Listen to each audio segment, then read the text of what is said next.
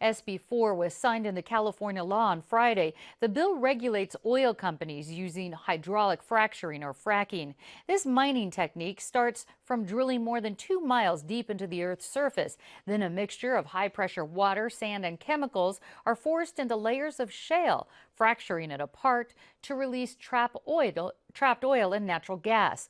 Oil companies say fracking provides a new source for fuel, but environmentalists say there's concerns about its effect on ground and surface water and possible triggering of earthquakes. Here with more on the issue is Peg Mitchell with San Diego Sierra Club, and welcome. Thank you. Thank you for having me. You bet. And now we asked supporters of this bill for an interview, but they were unable to join us. So we're going to be talking to you about it. Okay. Environmentalists don't necessarily are 100% in support of this new law. How come? Well, it is got some very good things in it, but it's the things that it lacks that are most problematic, primarily around disclosure of the concentrations and quantities of chemicals. It also has some confusing and murky language that might allow CEQA bypass for environmental review, and could also prohibit us from actually having any kinds of moratoriums or halt to fracking activities just based on the language. So it's just a confusing bill. Well, I know one of the reasons this bill came about is because of what is believed to be the nation's largest shale formation here in California, which surprised a lot of us, I think. It's known as the Monterey Shale. It covers about 1,700 square miles, starting just below San Francisco and ending around the Los Angeles basin in Orange County area. It's some 1,700 square miles, and it is believed, as we said, to be one of the largest onshore oil reserves that holds an estimated 15 billion barrels of recoverable oil.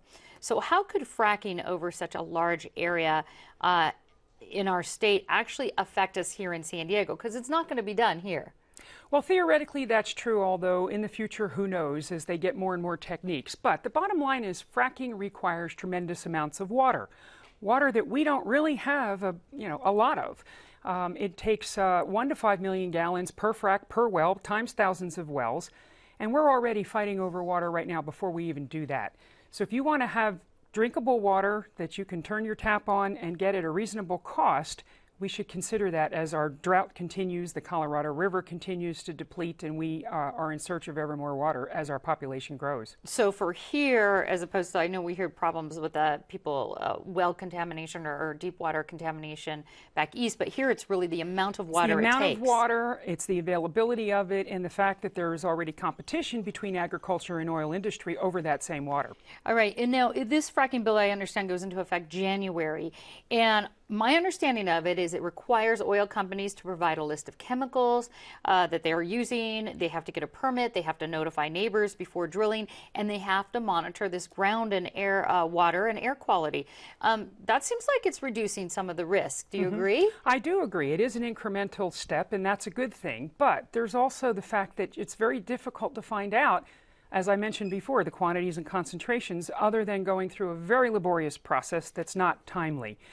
It's also problematic from the perspective of just being able to mitigate climate change if we go forward with this. So that does nothing. The bill actually doesn't finally protect the climate, protect the air, and protect people in the way that they have the right to be. Well, I know that Governor Brown called this bill an opportunity, and he said this, we can't miss. That's his words, in light of potential amount of oil reserves, what I understand maybe the largest in the country, tens of hundreds, if not thousands of jobs, tens of thousands of jobs that it could bring to our state. So in regards to the jobs and the economy, do you think it's a good thing? No, I don't, because I think we fail often to look at, we get blinded by what we see as an opportunity and forget the opportunity costs. So there is a lack, if we invest all of this human capital and money in the fossil fuel infrastructure, we are not looking ahead to our new clean economy. What is the cost? Now, how do we allow people to train for the new clean economy, to get into new jobs? California is attracting tremendous capital for new R&D, for advanced technologies that'll get us off fossil fuels.